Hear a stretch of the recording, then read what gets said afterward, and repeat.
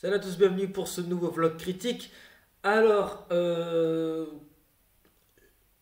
avec ma soeur, on a fait une petite séance cinéma, suivie d'un McDo, etc. etc. Euh, ouais, bon, j'ai fait un nouvel angle tout à fait normal, il y a un petit peu de bazar à la maison. Il y a mon canapé juste ici. Et on va justement parler de l'âge de glace 5, les lois de l'univers. Donc, le résumé, une météo Scrat part dans l'espace grâce à un vaisseau qu'il a trouvé par hasard. Et ensuite, sans faire exprès, crée des cataclysmes sur la Terre. Déjà, il envoie une météorite direction la Terre. Ensuite, sans faire exprès, il amène un nuage de poussière de je sais pas où jusqu'à la Terre, créant des champs magnétiques, des nuages électriques, etc. Et donc, voilà. Alors ensuite, donc, je vais essayer de faire court, mais je pourrais pas. Euh, Pêche a enfin trouvé un prétendant.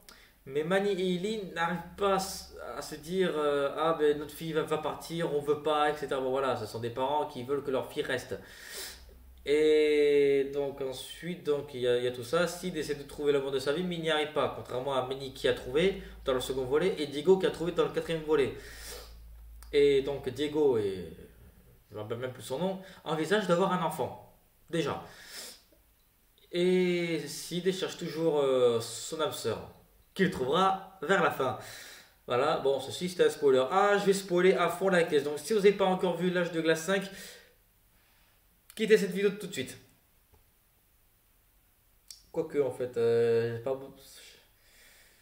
pas besoin de vous demander, de vous dire de quitter la vidéo, vous n'allez pas le faire. Donc, je vous laisse 3 secondes pour aller chercher une bière, je sais pas. Non, c'est bon? Bon, et on va attaquer.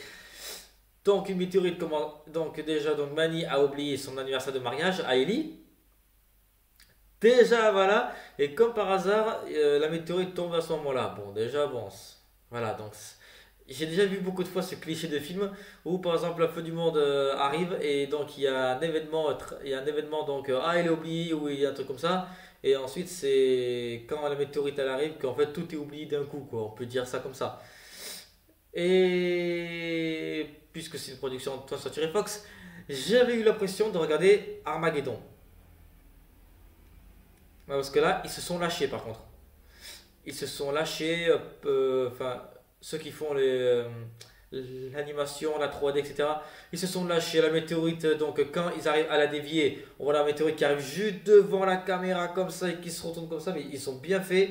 Quand les météorites elles arrivent, on dirait des scènes du film 2012.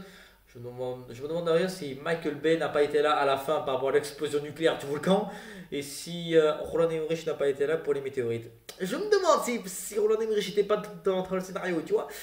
Je sais pas, j'avais l'impression de voir un mélange d'Armageddon et un mélange de 2012. Enfin, le scénario d'Armageddon, pas vraiment, mais en tout cas, voilà, les scènes, c'était 2012 tout craché. Hein, c'est bon, que par rapport aux météorites.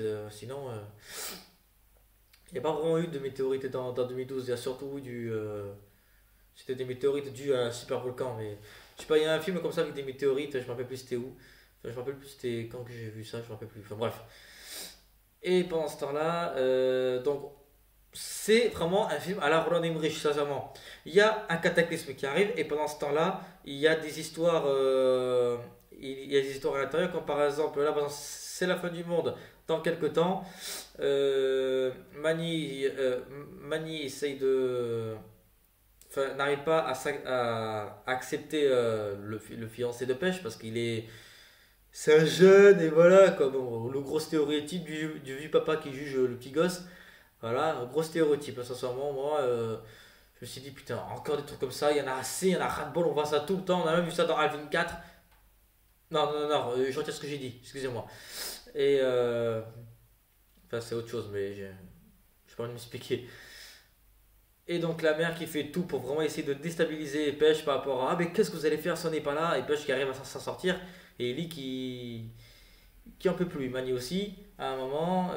Donc, comme je disais, Sid arrive à trouver quelqu'un vers la fin. Il y a plein de rubis ou même de cailloux magnétiques. C'est pour ça que la météorite elle s'écrase toujours au même endroit. Parce qu'à chaque fois, il y a toujours un champ magnétique en bas qui attire la météorite. Donc, grâce à un super volcan, ils vont le faire propulser vers le haut pour que la météorite le suit et la dégage. Voilà, c'est ça comment se résume le film. Et ah oui, et aussi l'histoire de la fontaine de jouvence. À la fin, donc, ils font une sorte de, il y a une sorte de bain à remous et il y a un petit coup de météorite qui est tombé et qui les rajeunit tous. Donc déjà, bon, voilà. Et donc, conclusion du film, s'il a trouvé quelqu'un, enfin, Diego et sa femelle, ils sont toujours ensemble et envisagent d'avoir un gosse. Oula, d'accord, le frigo, il est en train de. Il porte sur ses gonds. Oui, Diego et la femelle donc envisagent d'avoir un gosse. Manny et Lily ont compris à la fin qu'ils doivent laisser vivre Pêche et c'est son fiancé. Euh, voilà, donc c'est pour ça. Donc c'est pour ça que je dis que c'est vraiment un scénario à la Roland Emmerich. Il y a un cataclysme et pendant ce temps-là, on suit vraiment les histoires des personnages parce qu'ils évoluent tous. Déjà donc bon Diego et la femelle bon ils sont plus là comme voilà je suis présent. Sid pareil ce sont plus des comic reliefs ou pas ce sont juste voilà ils sont là ils sont présents voilà quoi. Mais on suit surtout vraiment le fil conducteur principal c'est Manny et Ellie qui veulent pas faire partir leur fille Pêche et Manny qui n'accepte pas le fiancé de Pêche. C'est vraiment ça le scénario. Voilà, donc c'est pour ça que je dis à la Roland Emmerich, il y a une histoire, enfin une histoire d'amour entre Pêche et son fiancé, une histoire de reconnaissance et pas reconnaissable, enfin voilà. Et pendant cela, il y a un cataclysme. Donc en fait, c'est vraiment un film à la Roland Emmerich. Pendant qu'il y a un cataclysme, il y a une histoire en plein milieu. C'est pour ça que je me suis dit qu'on aurait dit que j'ai vu un film de Roland Emmerich. Parce que il est vraiment comme ça ce mec. Il met des cataclysmes, des explosions, des destructions et tout. Et pendant ce temps-là, il y a une histoire derrière. Il y a le retour de Buck. Génial les mecs. Vous l'avez rendu encore 100 fois plus con que le troisième. Et en plus, il y a même ça chante. Buck qui chante à un moment. Je me suis dit, quand il a commencé à chanter, j'ai dit, oh putain, je regarde un film Disney ou quoi. Et quoique, sa chanson est tellement conne qu'elle me reste encore dans la tête, c'est dingue. Voilà, donc ma soeur en est sortie en pleurant. Oui, elle est très sensible. Coucou petite soeur, si tu me regardes. Elle est très sensible. Oui, oui, je te dis en face, Steph, tu es trop sensible. Putain, attends. Juste parce que, bon voilà, bon, c'est vrai qu'il y a un petit peu de dramatique. Le truc, c'est que j'ai enfin compris qu'on doit te laisser partir et tout. Et ma soeur, elle a fondu en larmes. Bon, moi j'ai fondu en larmes, oui, en regardant ça. Mais pas le cinquième. Le deuxième, il n'était pas triste. Il était émouvant à la fin. Le troisième, le quatrième, le cinquième, je peux comprendre. J'étais un petit peu. C'était un peu émouvant, mais c'était pas aussi triste. Le premier m'a fait pleurer deux fois. Un dessin animé qui me fait pleurer deux fois, c'est rare. C'est ça le truc. Même DreamWorks, ils ont un seul film qu'ils ont réussi à me faire pleurer, c'est celui-là. Alors, hein. Oui, le film que tout le monde a oublié. Ouais, c'est ça, ouais. Voilà. C'est tout pour moi par rapport à l'âge de glace 5. C'était mon avis rapide. J'ai vraiment trop kiffé. Pour moi, c'est le meilleur des 5. Parce que là, ceux qui ont fait l'animation, ils se sont lâchés. Les couleurs violet, etc. et orange mélangées. Par rapport aux gags, ils ont fait de l'humour absurde. Ils sont vraiment allés à fond la caisse. Euh, Par rapport au début et même par rapport à la scène post-générique. Juste Scrat qui est en train de se prendre les portes et tout. Sincèrement, là, avec 6 fois un sixième, je suis là les mecs. Si un sixième, je suis là tout de suite, là c'est sûr. Voilà, voilà, c'est tout pour moi. C'est tout pour moi et vraiment, allez le voir si vous ne l'avez pas encore vu, il est juste génial, il est énorme.